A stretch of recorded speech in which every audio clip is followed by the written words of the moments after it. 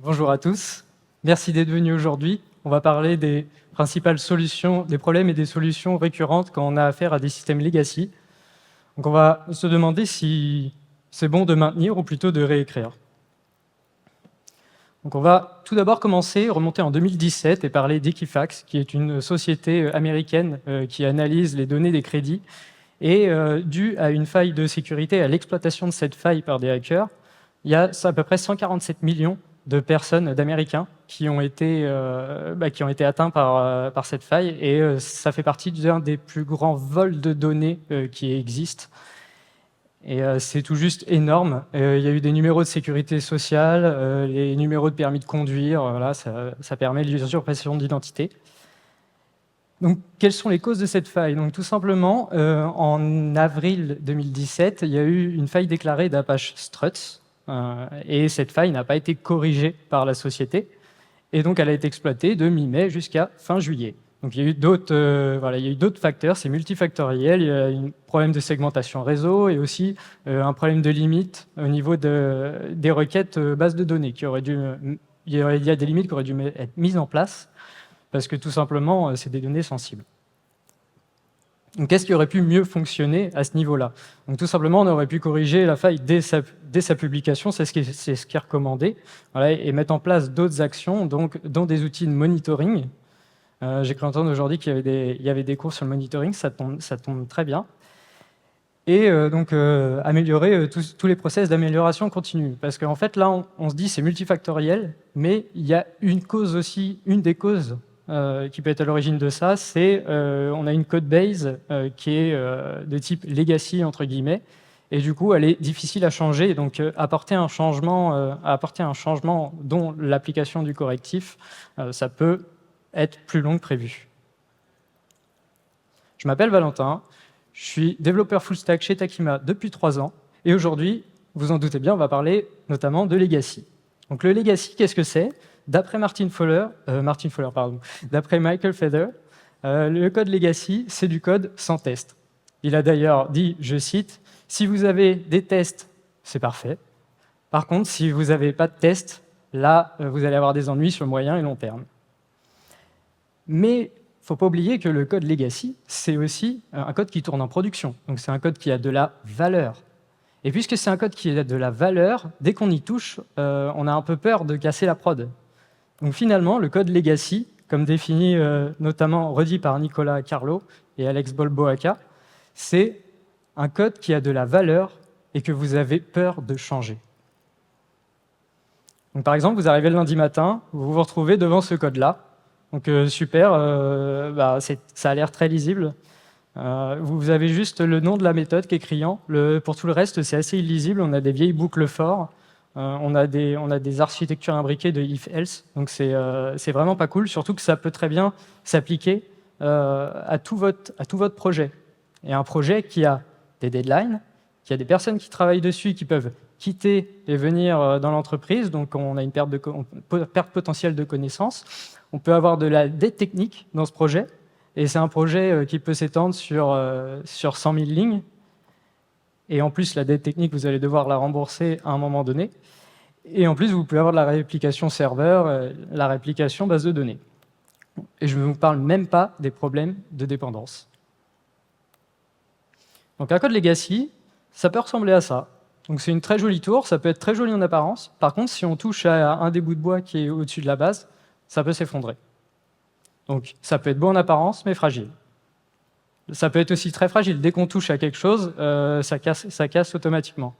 Levez la main ceux qui ont déjà ressenti la sensation d'être dans ce cas-là. Ok, super. Merci beaucoup. Et donc, au fur et à mesure qu'on démêle un petit peu, on essaie de naviguer dans le code legacy et qu'on essaie un peu de changer 2-3 choses, d'appliquer nos changements, on se retrouve avec des erreurs de compilation, 1 erreur, 2 erreurs, puis on essaie de corriger. Et ensuite, on se retrouve avec 5 ou 10 erreurs. Et là, on a l'impression de démêler la pelote de laine et c'est sans fin. Et on se dit, finalement, est-ce que tout code ne deviendrait pas legacy à un moment donné? Et du coup, ça peut être intéressant d'expliquer un petit peu les causes, qu'est-ce qui va nous mener à un code legacy. Donc un code peut devenir legacy suite à différents facteurs. Il y a des facteurs externes et des facteurs internes. Les facteurs externes, ils sont un peu inévitables. On peut avoir très bien une évolution du modèle, par exemple le modèle économique de notre entreprise qui va rendre notre application totalement obsolète. Je pense par exemple, imaginons on dit demain on passe tous à l'électrique mais à 100%. Et ben en fait nos applications qui gèrent les bornes de prise d'essence vont être un peu obsolètes, elles vont être toujours utilisées mais obsolètes pour l'électrique en fait. On va devoir créer une application à côté. Les changements réglementaires, je prends l'exemple des règles de crédit IMO par exemple. Si tout simplement il y a une règle qui change, il va falloir l'implémenter. Si on a un code qui est difficilement maintenable, ça va être difficile de l'implémenter et on risque les pénalités. Et on peut aussi avoir du turnover qui se répercute en interne par une perte de connaissances, une vélocité qui diminue, qui baisse petit à petit ou qui reste basse par rapport à la norme, par rapport à d'autres équipes. Et on a un nombre anormal de bugs et de régressions par feature envoyée en prod. Donc c'est un problème pour les devs, parce qu'à un moment donné, au début, ils se disent oh, c'est un petit peu embêtant de toucher à ce code-là, mais je vais le faire quand même. Et à force on rajoute, ça devient de plus en plus difficile de modifier. Et donc il y a des tensions qui se créent un peu dans l'équipe, chacun a ses petites pratiques. Et à la fin, on se dit ouais, de toute façon, la code base, elle est vraiment pourrie en fait, et on va pas modifier. On va faire n'importe quoi. Et du coup, ces problèmes-là, c'est aussi des problèmes pour les entreprises, parce que en fait, l'entreprise, si on a du mal à changer le code projet, elle va avoir du mal à s'adapter en fait aux nouvelles règles qui sortent, et face à la concurrence, en fait, à la perte de la compétitivité. Et on a un effet aussi buzz factor. Donc l'effet buzz factor, c'est comme je l'ai dit tout à l'heure, c'est une personne qui a la connaissance, et si cette personne s'en va, c'est la catastrophe. Donc l'idée, c'est de répartir la connaissance dans l'entreprise. Donc on a différentes situations fréquentes qui peuvent arriver quand, par exemple, vous décidez de dire bon, je vais refacto une petite partie de ma code base. On va vous dire non, on n'a pas le temps, pas le budget. Donc là, c'est un signe que ça serait bien qu'on présente des risques, on évalue les risques et les coûts potentiels. Mais du coup, en tant que développeur, ce qu'on pourrait tenter de faire, c'est une refonte en sous-marin. Alors la refonte en sous-marin, ça peut être bien en apparence, mais ça consiste à, par exemple, le PO, il nous dit ça va te prendre combien de temps, si tu vas chiffrer combien, allez, je chiffre 5, ça c'est dans ma tête, je sais que ça va prendre 5, mais en vrai, je vais lui dire 8, parce que je sais que je vais faire mon refacto pendant ce temps-là. Et en fait, ça, c'est pas super, parce que ça reflète, en fait, il y a un manque de confiance et de transparence dans les équipes, donc c'est pas sain. Et enfin, il y a la refonte sans fin. Ce type de refonte, en fait, c'est éviter de le faire, parce que, en fait, par exemple, je donne un exemple au daily, on se dit là, j'ai trouvé un refacto sympa à faire, on a moins de features en ce moment. Et du coup, je vais commencer ça, et 3 jours plus tard, je me dis finalement, ça va prendre 1 semaine. Et au bout d'1 semaine, je dis peut-être 3 semaines en fait, et finalement, j'ai pas bien évalué.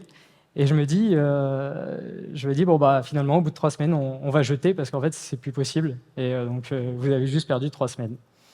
Donc dans ce cas-là, vous avez peut-être besoin de planification claire ou de consulting qui va vous permettre de vous former au refacto. On va prendre une petite étude, un petit cas comme ça. Donc, je vais prendre une banque en ligne française qui veut s'ouvrir à l'international. On a besoin de gérer le multi-devise. Mais le code il est complexe et fragile et il est difficilement lisible. Donc ce qu'on va commencer à faire, c'est mesurer les risques et les coûts par rapport à ça. Donc ce qu'on va faire, c'est que notre code monodevise, on va commencer par évaluer sa qualité de code. Donc comment on évalue sa qualité, la santé du code? On va regarder la dette et les code smells via un outil par exemple comme SonarCube. Donc super, notre application, là on voit qu'elle a 164 jours de dette, donc c'est juste énorme. Et que rien que sur la dernière modification, on a rajouté 30 minutes de dette. Donc là, c'est le temps qui est estimé à rembourser cette dette, à passer, à corriger pour que ça soit tout beau, tout propre. On peut aussi compter le nombre de régressions fonctionnelles qu'on envoie en prod en fait, par feature. par feature envoyée en prod.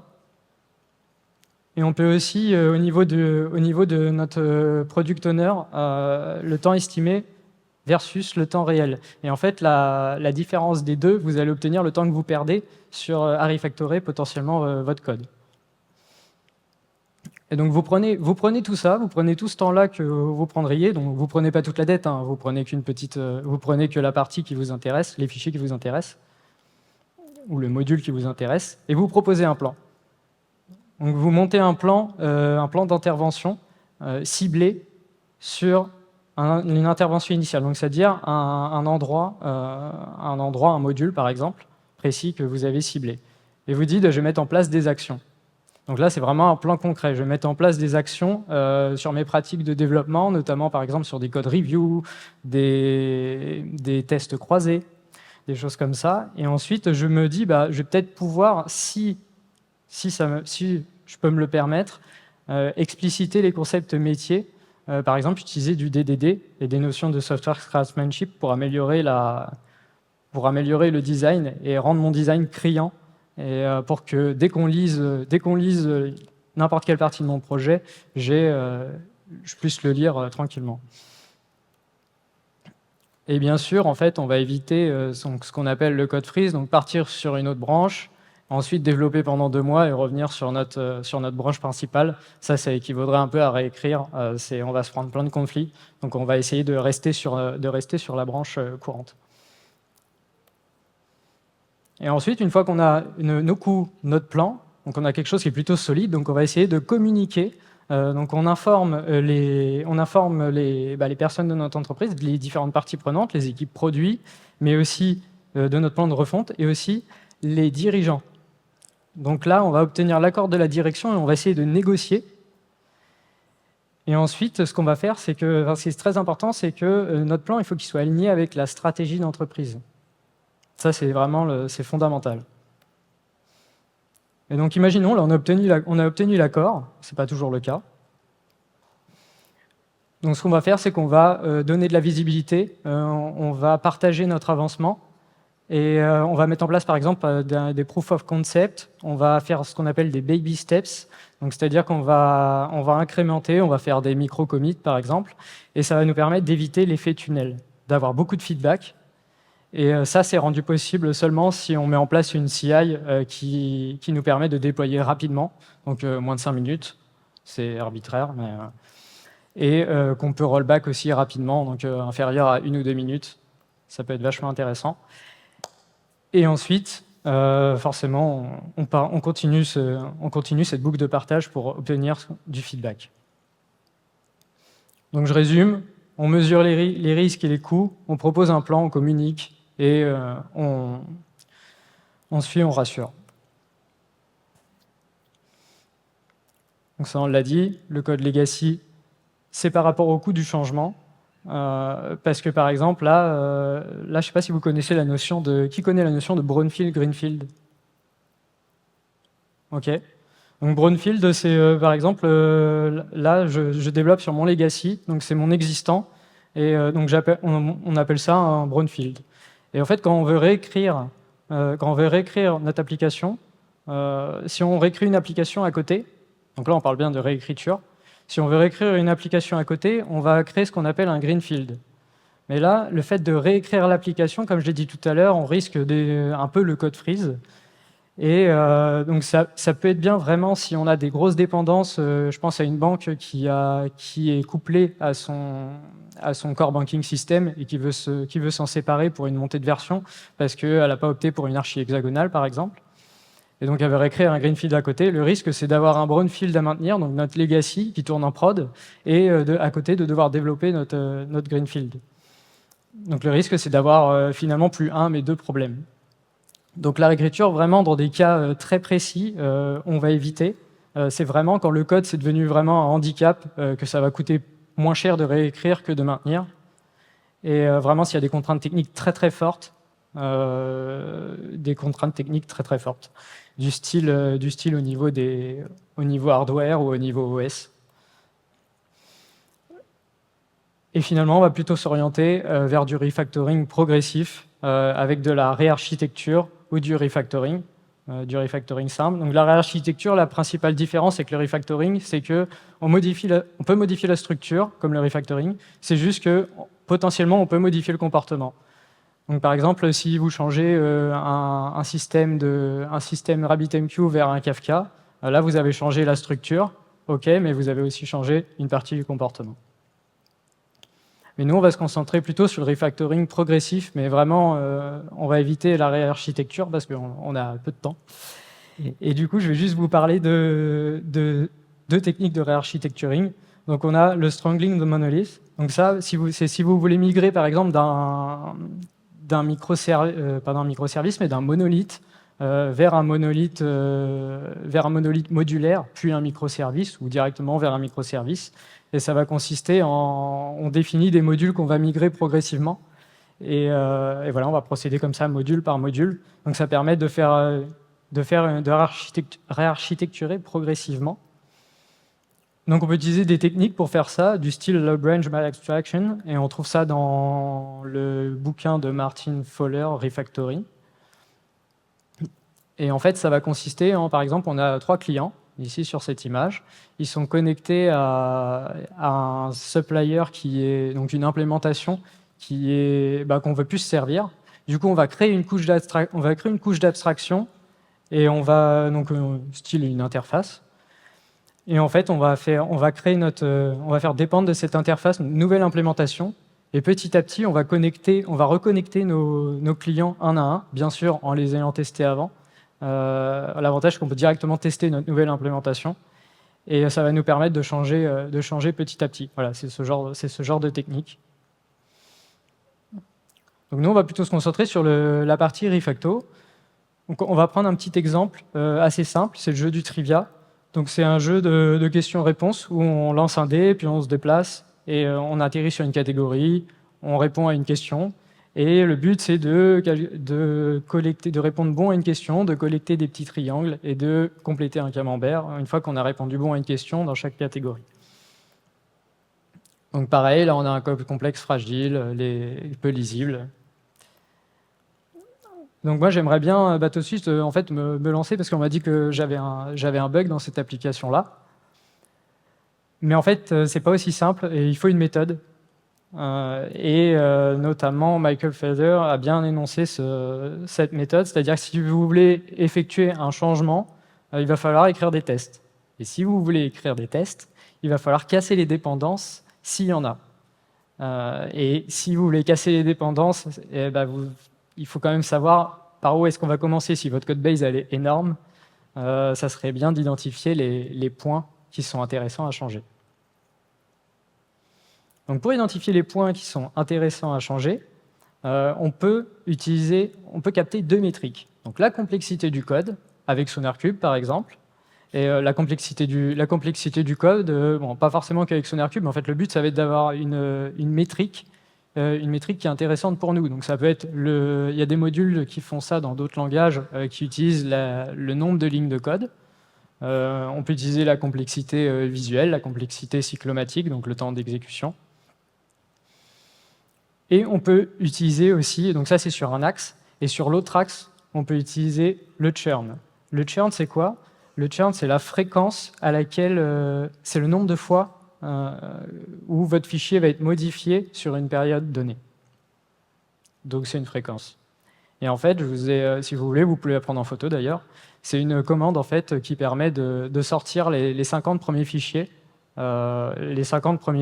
qui ont été les plus modifiés. Donc là, par exemple, si je la rentre dans mon éditeur, hop, tac, il va me sortir les fichiers les plus utilisés. Donc du coup, là, en 12, on voit Game Runner. Donc ça a l'air d'être de mes 2 classes que j'ai dans mon projet. On va vérifier ça. Hop. Effectivement, c'est les 2 classes que j'ai dans mon projet et on voit à première vue, voilà, on verra après, mais elles sont pas belles du tout. Donc le but, c'est quoi le but de faire ça? C'est d'obtenir en fait c'est de placer sur une matrice qu'est-ce qui est le plus important. En fait, la complexité, ça équivaut à ce qui est important et le churn, ça équivaut à ce qui est urgent. Et du coup, on va savoir quelle est la meilleure modification à faire, où est-ce qu'on va essayer de concentrer nos efforts sur ce qui a le plus de valeur, pour obtenir le meilleur retour sur investissement de notre temps. Donc on peut aussi, une fois qu'on sait où est-ce qu'on va procéder, on peut, donc nous ça va être les classes Game Runner, je vais vous montrer après. Donc là le projet il n'est pas assez complexe, donc je vous ai sorti un autre diagramme, j'ai pris l'exemple Pet Clinic de Spring, et je vous ai sorti le diagramme de classe. Bon, il est assez simple aussi, mais c'est pour vous montrer qu'on peut sortir le diagramme de dépendance, des différentes classes. Et en fait, ça vous permet de savoir si vous modifiez une classe, par exemple, si je modifie base entity ici, qu'est-ce que ça va impacter? Ça va impacter visit, name entity et personne. Et en fait, ça va me permettre de savoir quels vont être les impacts de mon code si je modifie une classe, si je modifie une ligne de code même. Et du coup, ça marche pour des projets simples, mais si le projet est un peu plus complexe, vous allez voir, par exemple, j'ai essayé avec SRJ, donc tout de suite la librairie de testing en Java. Donc tout de suite, si vous sortez le diagramme de dépendance, ça ressemble à un vaisseau de Star Trek. Et du coup, là, ça peut être intéressant de sortir ce qu'on appelle une matrice de dépendance. Donc la matrice de dépendance, je vous la fais court, elle va permettre de savoir qui utilise quoi et combien de fois. Donc elle se lit comme ça, là on a le petit carré en vert qui va dire ça utilise ce qui est après en jaune. Donc là j'ai cliqué sur le 34 parce que j'aimais bien ce chiffre-là, et je me disais c'était assez élevé, il y avait pas mal d'usages. Et donc en fait ça m'a sorti, en fait c'est Pet Controller, il utilise Pet, donc Pet c'est dans le modèle, et en fait le Pet, ça veut dire qu'il est utilisé 34 fois par le contrôleur. Ça veut dire que si je modifie dans mon modèle PET, j'ai 34 impacts, grosso modo, dans mon contrôleur. Donc j'ai un impact non négligeable si je modifie quelque chose dans PET, dans mon API REST, en fait, finalement.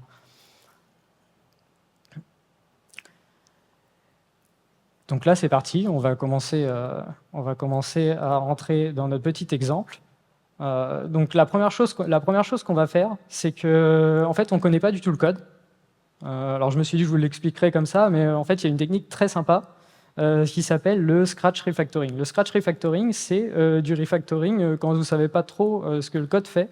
Tout simplement, vous allez pratiquer sur le code, vous allez extraire des méthodes, vous allez extraire des variables pour en apprendre plus sur le code en fait, parce que la pratique vaut 5 fois, si c'est pas plus, la théorie. Donc du coup, là, on peut regarder dans la structure des classes. Okay. Donc du coup, ici, on a par exemple du code mort, on retire.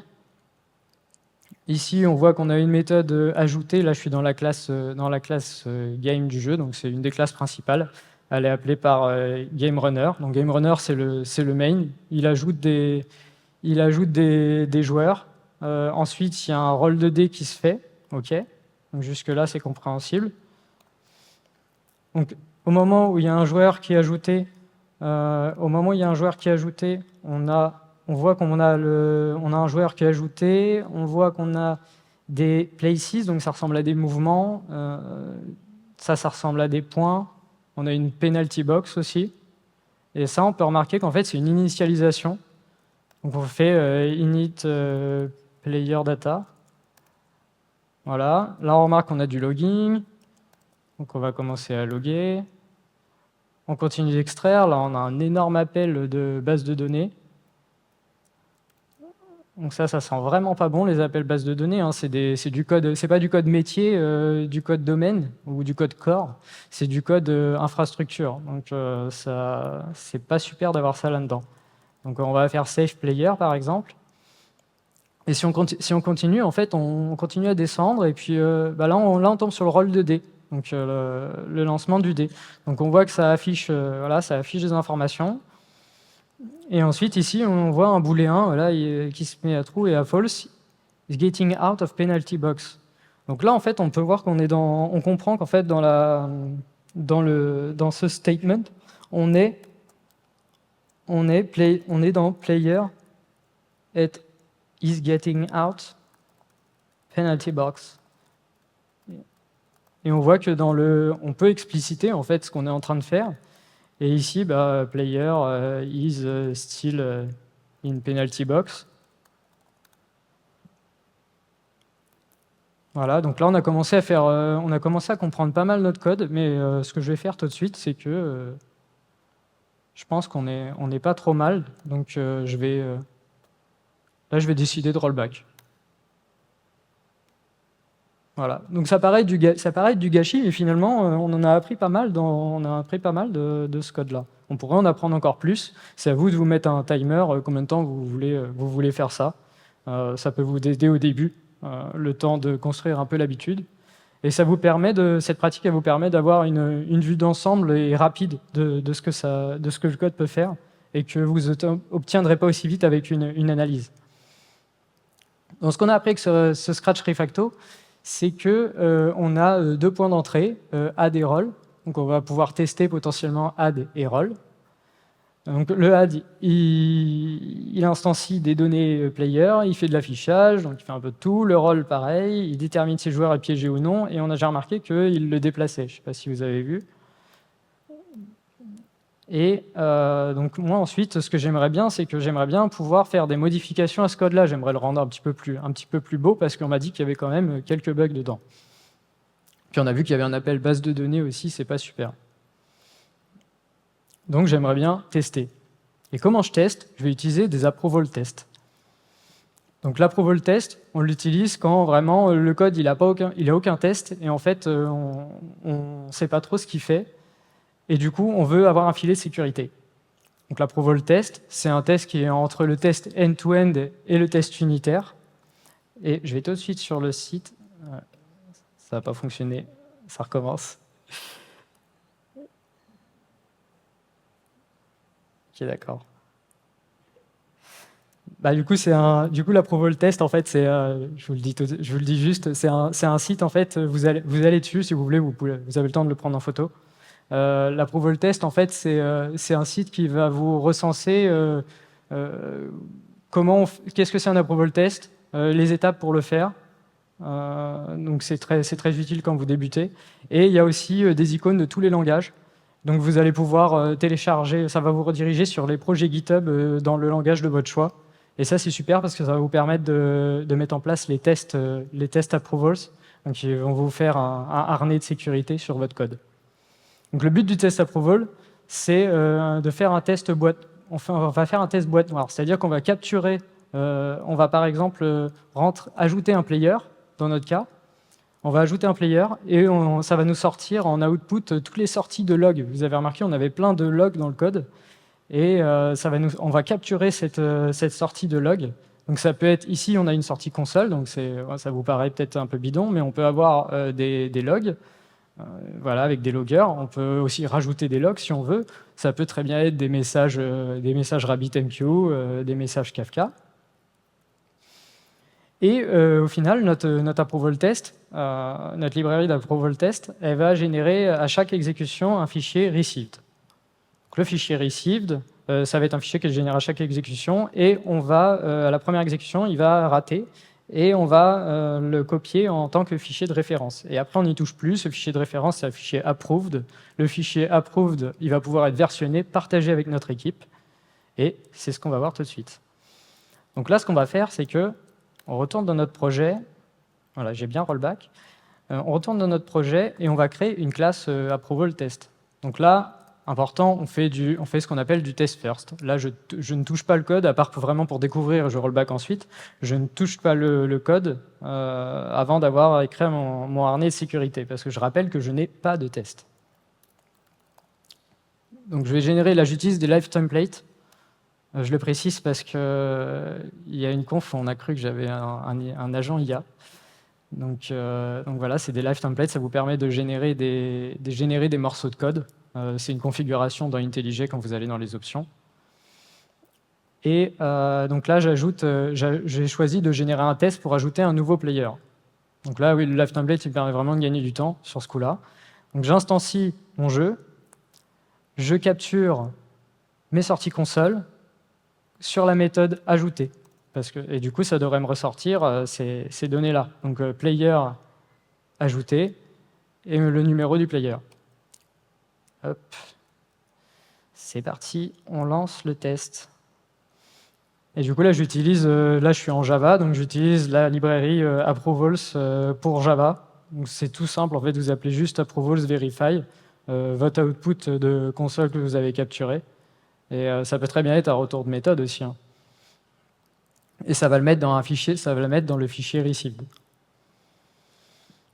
Donc là, ça génère la sortie. Voilà, j'ai eu un problème, et là, qu'est-ce qui s'est passé? Qu'est-ce qui s'est passé? Ah ah! No suitable driver found. OK. Du coup, là, en fait, j'ai quelque chose d'intéressant, c'est que là, je me suis pris dans les dents voilà, cette dépendance à la base de données. Alors là, du coup, je suis face à un dilemme. Je suis vraiment face à un dilemme, c'est que je dois tester avant de refacto, mais mon code, il est intestable, parce que j'ai cette dépendance infrastructure de l'appel base de données. Donc comment est-ce que je vais faire? Je vais chercher à découpler, à séparer ce code-là. Et pour ça, je vais utiliser une méthode qui s'appelle le subclass and override. Donc cette méthode, on va s'y attaquer maintenant. Comment on fait? Ouais, c'est bon. Comment on fait? En fait, on extracte la méthode comme on faisait tout à l'heure, hein. On extracte la méthode savePlayer. Donc extract méthode CTRL-ALT-M sur IntelliJ. Je retire le statique, hein, j'en ai pas besoin. Je vais la mettre en protected parce que je vais vouloir m'en servir pour subclass. Et qu'est-ce que je vais subclass? Je vais subclass une classe. Je vais faire voilà, là, j'utilise des refactoring automatisés. Donc ça va me permettre, les refactoring automatisés, ils me permettent vraiment de la sécurité. Moins je fais d'opérations à la main, là c'est une petite parenthèse, mais moins je fais d'opérations à la main, plus je reste safe. Donc là, je crée ma classe test-type-game. Donc là, c'est mon subclass. Donc c'est-à-dire que j'ai créé une sous-classe de jeu. Et cette sous-classe de jeu, le but, c'est de pouvoir l'utiliser à la place de cette classe-là dans mes tests. Et qu'est-ce que je vais en faire? En fait, je prends ma méthode de base de données, savePlayer. Je reprends sa petite signature. Et je vais aller la chercher dans... Et je vais aller la mettre dans ici. Et ici, je mets ne fait rien. Et en fait, ce que je fais en faisant ça, c'est que je réécris le comportement d'un appel de base de données à rien du tout. Je vais pouvoir le laisser je vais pouvoir écrire mon test sans souci. OK, alors c'est parti. Du coup, là, ce qu'on va faire, c'est qu'on retourne dans notre test approval et on va retester. On relance. Voilà. Donc là, ça ne va pas marcher, hein, parce que j'ai tout simplement oublié de mettre la classe. Testable game. Là, j'utilise ma classe en substitut qui va utiliser l'ajout substitué sans l'appel base de données. Hop, je relance. Et du coup, là, il va me régénérer dans le fichier received, il va me régénérer la sortie. Et normalement, là, j'ai plus l'erreur de base de données.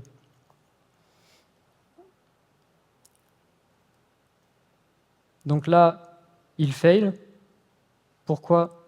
Parce qu'en fait, je vous ai dit tout à l'heure qu'il nous fallait un fichier de référence qui est le approved, mais il n'a pas encore été créé, parce qu'on n'avait pas encore réussi à lancer nos tests correctement.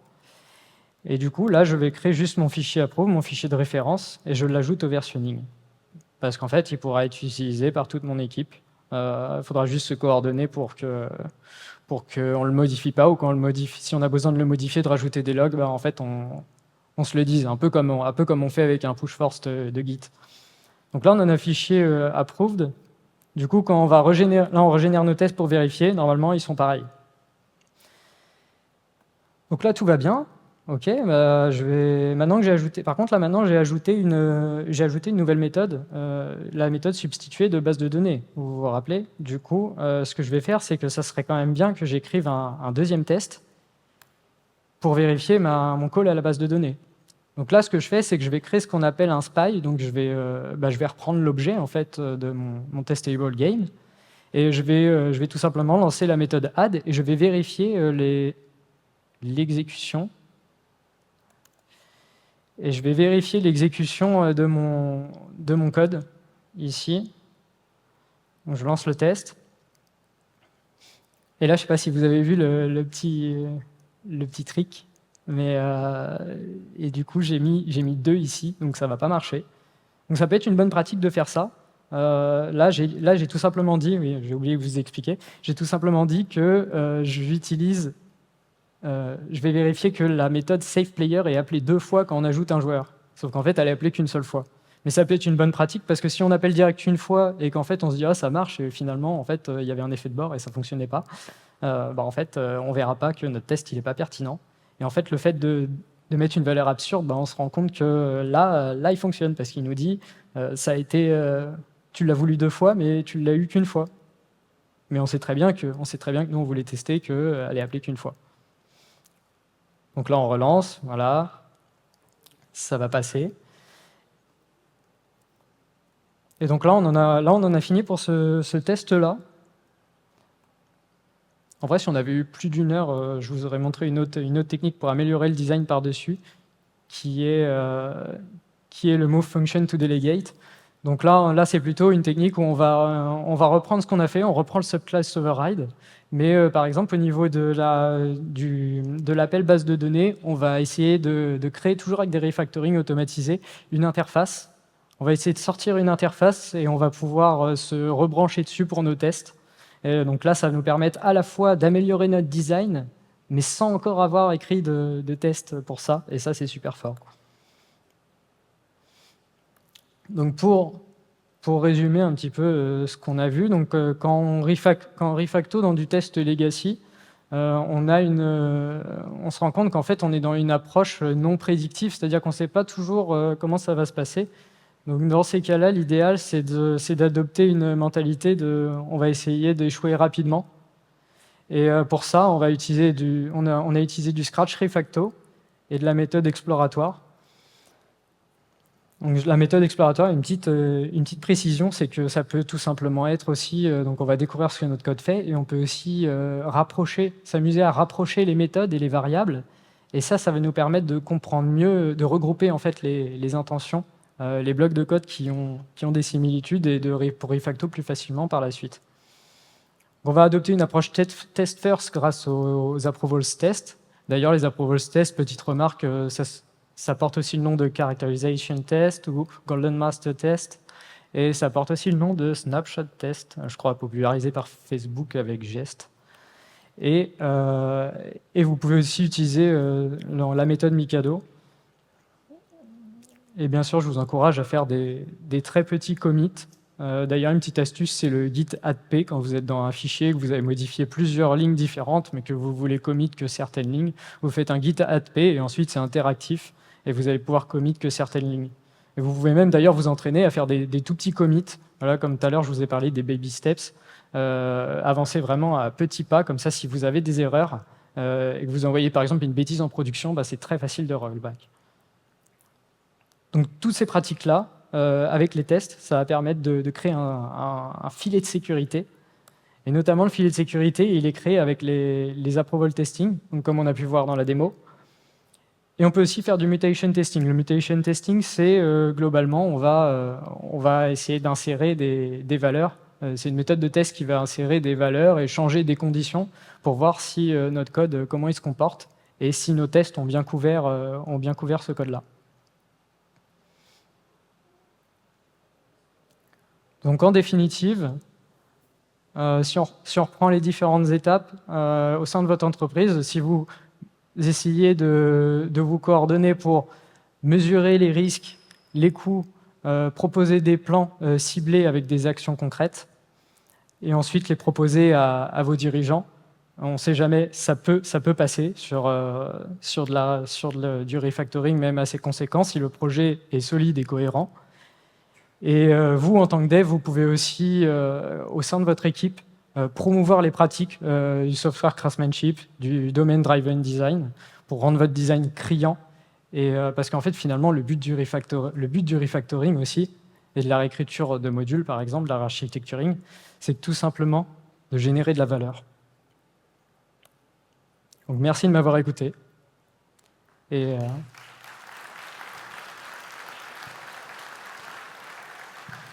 profitez bien de cette journée. Je vous laisse quelques références. Working Effectively with Legacy Code de Michael Feather. Franchement, ce bouquin, il ne vieillit pas du tout. Et ensuite, Legacy Code First Aid Kit, celui-là, c'est une vraie pépite. C'est Nicolas Carlo qui l'a écrite. Et c'est assez synthétique à lire. Bon, il fait 200 pages, mais ça se lit très, très vite. Et en fait, il présente les techniques de refacto que je vous ai présentées, plus le Sprout Wrap Method, et notamment celle que je ne vous ai pas présentée en démo, mais que je vous ai montrée dans les slides. Et du coup, ça, c'est vraiment les techniques essentielles pour pouvoir refacto une code base legacy, même si vous n'avez pas de test. Et à droite, c'est un petit QR code, vous avez le temps de le prendre en photo. C'est vers des exercices, si vous voulez vous entraîner à refactorer du code. Donc il y a 5 exercices, mais vous pouvez en trouver d'autres aussi sur Internet. Si vous allez sur le GitHub de Emily Bash, et même il y a d'autres GitHub qui vous permettent vous pouvez trouver plein de petits exercices sympas et devenir super fort en refactoring. Et pour finir, merci de votre attention. Hein. C'est super de vous avoir en public.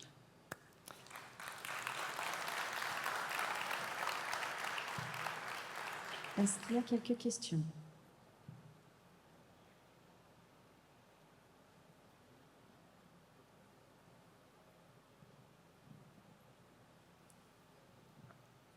Pourquoi, avec vos tests, vous spécifiez un nombre aberrant pour voir que ça plante le test avec le spy? Alors, comment j'explique ça simplement? Parce que des fois, en fait, quand votre test, vous pouvez l'écrire et il va passer. Et je sais pas, par exemple, vous faites des calculs. J'ai pas d'exemple particulier en fait à donner, mais c'est une pratique que j'ai lue à plusieurs reprises dans les bouquins et qui a toujours pas marché, en tout cas pour moi, sur cette méthode-là. Et je sais pas, je vais donner par exemple une multiplication par 0. Allez, c'est un exemple un peu idiot, mais si je teste direct 0, si par exemple j'ai une condition si qui fait que parfois c'est différent de 0, je vais pas forcément voir en fait les sorties. Et en fait, le fait de mettre directement une valeur aberrante, ça va me permettre de tester en fait plus de cas. Je teste d'abord ce qui marche. En fait, l'idéal c'est de tester d'abord ce qui marche pas, et ensuite je teste ce qui marche mieux. Ok, ça marche. Merci. Merci à vous, et merci à l'organisation du Vox Days Luxembourg. Et très bonne journée.